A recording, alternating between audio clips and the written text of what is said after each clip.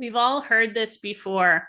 Just stay positive, high vibes only. And while there's truth in this perspective, I'm sure especially you're hearing this a lot in the spiritual community, there's also a hidden danger hiding behind the surface. And it can also ultimately be a detriment to our ability to show up as a spiritual person and express ourselves fully in our life and business. So that's what we're going to talk about today. It's called spiritual bypassing. And it's the process of using spiritual principles or beliefs as a way of avoiding facing the deeper, more uncomfortable emotions and behaviors that actually need our attention.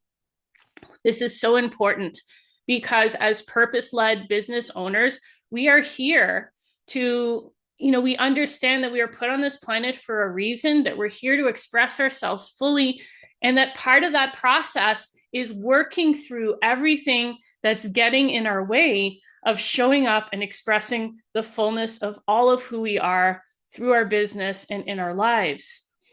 And spiritual bypassing is a tactic that, while it might create some short-term comfort, it actually holds us back from fully expressing who we are in the world, and it slows down our ability to create the success that is possible for us to show up in the world that with the way we need to and really truly be in service to our divine mission. So here are some ways that spiritual bypassing can show up. Firstly, in a tendency to think positively. And this is, I really believe that our true nature fundamentally is positive. But the thing is that positivity has to come from an authentic place. So what I'm talking about here in terms of positive thinking is the tendency to say positive words and positive affirmations and adopt positive behaviors when it's mismatched with the person's body language or emotions, right? That you can see that there's an incongruence there. They're saying something positive, but their behavior and their actions tell a different story. For example, they might be smiling, but they don't actually look happy, right? So noticing that incongruence, or even noticing in yourself this tendency to really want to say something positive, focus on the positive, when inside you're not feeling positive, that's a sign of spiritual bypassing. Another example is the tendency to see ourselves in a purely positive light. So only looking at the positive qualities, only acknowledging our positive qualities, and having trouble acknowledging that we might have flaws, we may have negative or undesirable qualities, or that other people might have an experience of us that doesn't reflect this positive image that we want to have for ourselves. Another way is a tendency, and that kind of goes along with this idea of not willing to acknowledge that we have negative qualities, is that, for example, if you're in a conversation with someone and you were to point out to them that they're showing or they're exhibiting, or your experience of them is of a quality that is not really considered desirable. Like maybe you're pointing out that they're a little bit pushy, or that they look a little bit unsure or indecisive, or maybe that they're being a little bit aggressive. And instead of taking that in and acknowledging, like, oh, with kind of the humility of, okay, maybe they're telling me something that I need to look at, that instead there's a deflection, a denial, an avoidance. Maybe they change the subject. Maybe they argue or fight with you about it to try to prove you wrong, or maybe even take it to the point of gaslighting or projection, where, like, let's say you said to them or pointed out to them that they're behaving aggressively. They say, I'm not being aggressive, you're being aggressive. So that, and that creates a lot of confusion and doubt in the other person's mind if you're not really tuned in to the truth of the situation. So you could see there's a lot of energy in battle and defending and avoiding the acknowledgement of any possibility of negative emotions. And the reason for that is because there's so much shame attached to it, which we'll get into in a little bit. So another way that it can show up is the tendency to notice that people who spiritual bypass often look at the world in black and white terms. So they see emotions as either good or bad, right or wrong. They see belief systems as good or bad, or right or wrong. So you might be having a conversation with someone about experiences that you're having or emotional reactions that you're having, and you notice that they start to judge it as positive or negative, or maybe you tend to look at the world in that way. The emotions and experiences are either positive or negative, right or wrong, good or bad. So some of the belief systems, I really want to look at this through a very compassionate lens, and realizing that these are all adaptive behaviors that we've developed because of life experiences and belief systems that we've been carrying. And this is why I think it's really important that we need to bring more awareness to this and acknowledge this so that we can see the situation more clearly as it is. So one of the beliefs that underlies the tendency to spiritual bypass is the tendency to believe that negative emotions and beliefs are dangerous or wrong. So for example, maybe you had a childhood experience where everyone around you was really emotional, maybe really angry, or maybe really sad, and there was a lot of drama, and that the adaptive behavior that you developed in order to cope with that situation was to stay on the bright side, and that is something that grounded you and allowed you to survive in that situation. Another belief that might underlie a spiritual bypassing is the belief that if I really let myself feel my negative emotions, if I'm feeling sad, or I let myself feel the fear, let myself feel my anger, that it's going to consume me, that it's going to overwhelm me, and maybe I'll even lose touch with who I am as a person. The reality is, it's actually the opposite that happens. That the more that we hide those negative emotions, and I'm sure we've all experienced that at one point or another, where someone has a lot of anger built up and they're putting on a happy face, and then at some point this small little thing makes them snap and they lose it, right? And they blow up in front of everybody. That's what happens when we don't face those emotions, that they end up building up inside, and then it's just a matter of time before they get expressed. And so allowing yourself to feel them actually allows you to move through them more quickly, rather than getting stuck in repetitive patterns and protective patterns of behavior that are actually really limiting your range of expression and ability to show up in the world the way that you need to.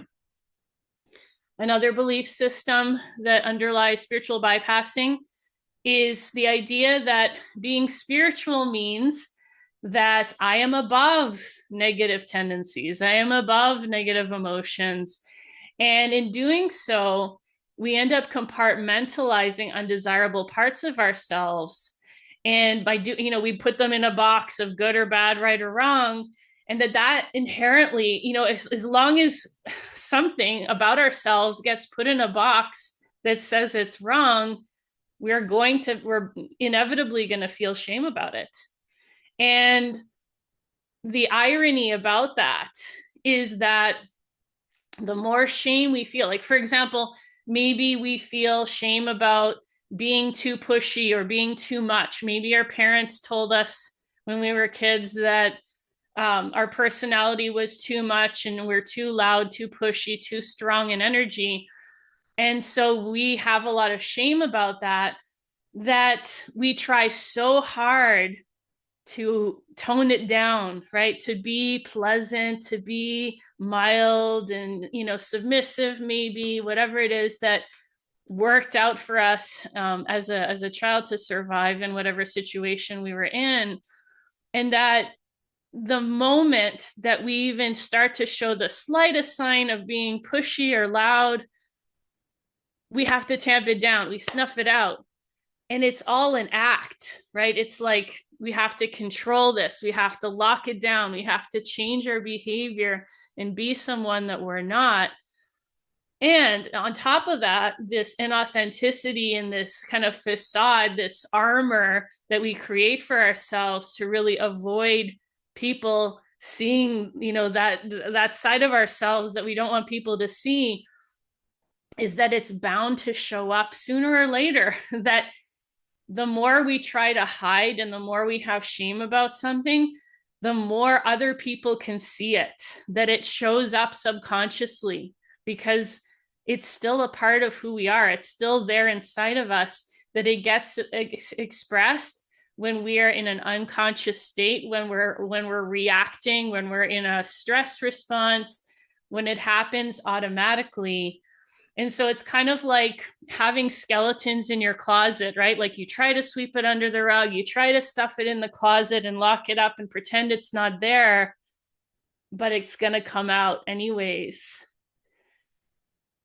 Another belief that contributes to this tendency to spiritual bypass is this idea that by confronting my dark side or my undesirable so-called negative qualities, that this is going to change my identity, that I'm no longer going to be a good person anymore, that people are going to think that I'm a bad person, that I'm not a spiritual person, they're going to judge me negatively, and that I'm going to be a failure on the spiritual path, right? If I get angry, then how can I be a spiritual person? And that this impacts our sense of self-worth because it's tied to an image, an appearance of ourselves in the world that we want people to see. And lastly, another belief that contributes to the tendency to spiritual bypass is this idea that the mind is superior to the body. We get that message and that narrative all over the world and society at large that says, you have to think things through and, use your head, and that there is this idea of the superiority of the mind. The body is so crude, it's so gross, it's so animalistic, but the mind is very highly refined and intelligent, right? So in some spiritual traditions, there's this kind of underlying belief that says we have to transcend the body, right? And that rather than acknowledging that the divine actually speaks through your body, and that it is a sacred vessel for your soul.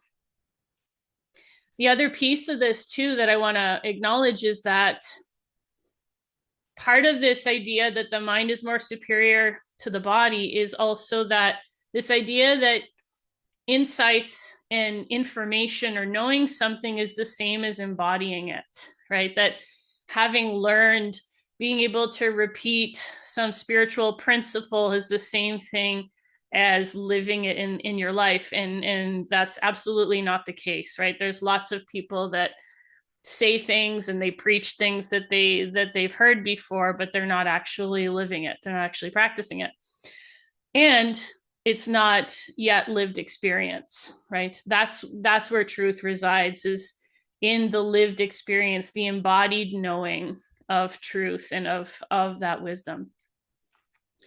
So the key insight and kind of the profound depth of why this is so important, and why it's so important to confront our challenges and our so-called negative sides and our dark sides rather than bypassing them, is because you truly cannot serve your highest calling and express the fullness of your light if you're not willing to honor your shadows. That's the irony of it all. That the feminine path acknowledges that everything that happens in your life is a gift. It's an opportunity to open up into more light.